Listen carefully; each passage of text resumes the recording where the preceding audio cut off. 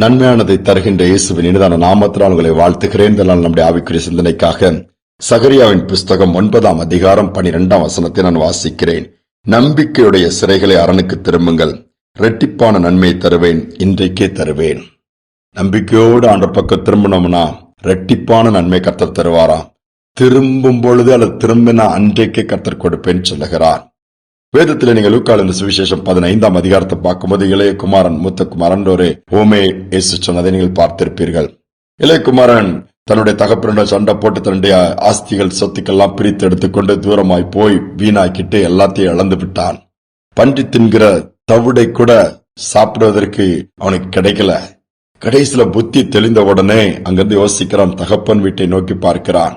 என் தகப்ப வீட்டுல எவ்வளவு ஆசீர்வாதம் இருக்குது, அவங்களுடைய வேலைக்காரன் கூட அங்க எவ்வளவு நல்ல ஆகாரம், நான் அதை விட்டு வந்துட்டேன், எனக்கு பன்றி தின்கிற தவிடு கூட கிடைக்கலன்னு சொல்லி புலம்பும் போது எழுந்து என் தகப்பன்ட்ட போவேன், போய் மன்னிப்பு கேட்பேன், உமக்கு முன்பாக பரத்துக்கு விரோதமா பாவம் செய்துட்டேன், இப்படி பிள்ளை அணியை ஏத்துக்காண்டான், ஏன்னா நான் எல்லாத்தையும் இழந்துட்டேன், எல்லா விதத்திலும் உமக்கு கஷ்டம் கொடுத்துட்டேன், என்னுடைய ஆஸ்தியெல்லாம் அழிச்சிட்டேன், என் பங்கெல்லாம் கெடுத்து போட்டேன், உங்க வேலைக்காரன் ஒருவனாவது வச்சிடுங்கன்னு சொல்லி கேப்பன் எழுந்து வரான். தகப்ப என்ன பண்ணாரு, அப்படியே செய்தார். ஓடி வந்தாரு, அந்த இளைய மகனை முத்தம் விட்டு வீட்டுக்கு கூட்டிட்டு போய் அந்த கந்தையான வஸ்திரங்கள் எல்லாம் எடுத்து போட்டு குளிப்பாட்டி நல்ல மோதிரத்தை போட்டு பாதரட்சியை மாத்தி நல்ல விருந்து வச்சு எல்லா நன்மை திருப்பி கொடுத்தாரு. யோசித்து பாருங்களேன், தகப்பனிடம் நன்மை குறைபடவே இல்லை. இவனுக்கு கொடுக்கப்பட்ட நன்மைகள் கெடுத்தாலும் மீண்டுமாய் தகப்பனிடத்தில் திரும்பும் பொழுது இன்னும் அதிகமான நன்மைகளை பெற்றுக் கொள்ள முடிந்தது. தான் தகப்பனுடைய அன்பு, தகப்பனுக்குள்ள இருக்கிற நன்மையின் ஊற்று இதுதான். நம்முடைய ஆண்டவர் பக்கமா நாம் திரும்பும் பொழுது ஒருவேளை அவர் கையிலிருந்து பெற்ற கிருபைகளை போக்கடித்திருக்கலாம், நன்மைகளை அழித்து போட்டிருக்கலாம், தவறான முடிவு எடுத்ததுனால இன்னைக்கு நஷ்டத்தை சந்தித்திருக்கலாம், அகல கால் வைத்து நம்ம ஆசைப்பட்டு எல்லாவற்றையும் இழந்து இன்னைக்கு அவஸ்தைப்பட்டு கொண்டிருக்கலாம். எதுவானாலும் சரி, கர்த்தர் பக்கமாய் திரும்பும் பொழுது அவருடைய கண்களில் நமக்கு தயவு கிடைக்கும், அவருடைய கரத்துல இருக்கிற ஆசீர்வாதத்தை கொடுப்பாரு. ஆனா விசுவாசிக்க வேண்டும். நம்ம விசுவாசிப்பதில் யோசிப்போம், ஆண்டவர் கொடுப்பதற்கு ஆயத்தமாகவே இருக்கிறாரு, அது எப்படி என்னை எனக்கு கொடுப்பாரு, நான் தான் வீணாக்கிட்டேன்னா என்னை எப்படி சேர்த்துக்குவாரு. இளையகுமாரனுக்கு இந்த பிரச்சனை இருந்துச்சு. ஆனாலும் தகப்பன் கிட்ட வரும்போது தகப்பன் வேலைக்காரனாகவே வைத்தார், இல்லை, மாறாக தன்னுடைய மகனாகவே ஏற்றுக்கொண்டார். இன்று அதை தான் கர்த்தர் செய்ய விரும்புகிறார். ஒரு ஊழியர் ஆலயத்துல பிரசங்கம் பண்ணி கொண்டிருக்கிறார். எல்லாரும் கேட்டுட்டு இருக்கிறாங்க. திடீரென்று தன்னுடைய பாக்கெட்ல கையை விட்டு 500 ரூபா நோட்டு, கொஞ்சம் நோட்டை எடுத்து கையில வச்சுட்டு, இந்த பணம் உங்களுக்கு நான் கொடுக்க விரும்புறேன், யாருக்கு நான் முன்னாடி வாங்க, நான் உங்களுக்கு கொடுக்கறேன்னதும் யாருமே வரல. ஒருத்தர் வச்சுக்க, இவ்வளவு பணம் 500 ரூபாய் நோட்டு நிறைய இருக்குது, இது எப்படி கொடுப்பாரு அவரு? அப்படி ஒரு கூட்டம். அவர் சும்மா விளையாட்டு காமிக்கிறாரு அல்லது மெசேஜ் டைம் ஜோக் அடிக்கிறான்னு சொல்லி ஒரு கூட்டம் அப்படி இப்படி பார்த்து சிரிச்சிட்டு இருந்தது.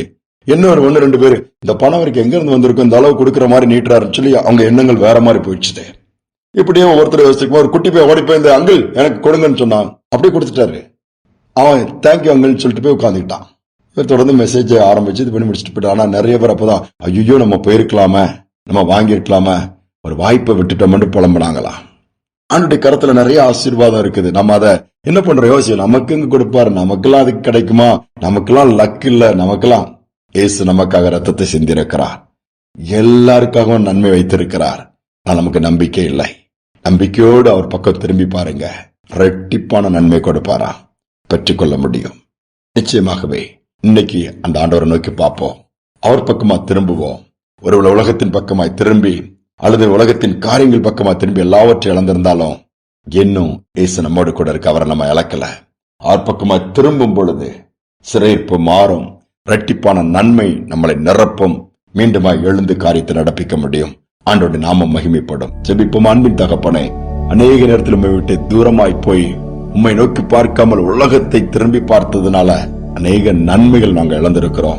இந்த இளையகுமாரன் திரும்பியும் பக்கம் வரும் பொழுது எல்லாவது நன்மை திரும்ப உண்டானது. அதே போல யாரெல்லாம் பக்கம் திரும்புகிறார்களோ, நஷ்டத்தில் இருக்கலாம், கஷ்டத்தில் இருக்கலாம், கடன் பிரச்சனையில் இருக்கலாம், கைவிடப்பட்ட நிலைமையில இருக்கலாம், தவறான முடிவை எடுத்தது நிமித்தம் இன்னைக்கு எல்லாவற்றை இழந்து போய் தரித்திரத்துல தவித்துக் கொண்டிருக்கலாம். என் தேவனை உம்மை நோக்கி பார்க்கும் பொழுது இருதயம் தொய்ந்து போயிருக்கலாம்.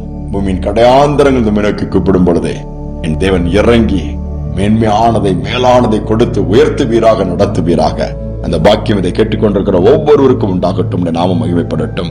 துதி கனமை ஏற்றுக்கொள்ளும் இயேசுவின் நாமத்தில் பிதாவே, ஆமேன், ஆமேன். நம்பிக்கையோடு ஆண்டவருக்கு நேராக திரும்புவோம். இரட்டிப்பான நன்மை தருவார், இன்றைக்கே தருவார். இந்த சிந்தனையோடு இந்த நாளை தொடருவோம். மீண்டும் நாளை தினம் சந்திப்போம்.